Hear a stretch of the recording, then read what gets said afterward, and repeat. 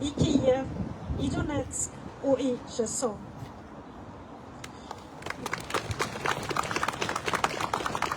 I 3 år har Ukraina kämpat för sitt land, för sin frihet. I 3 år har de även kämpat för vår säkerhet. Flera av oss har tagit demokratin för given och freden för självklar. Men den kan tas ifrån dig och det kan tas ifrån mig. Och det som sker, inte bara på andra sidan Östersjön, utan numera även på Östersjön, det visar att det självklara snabbt kan ryckas ifrån oss.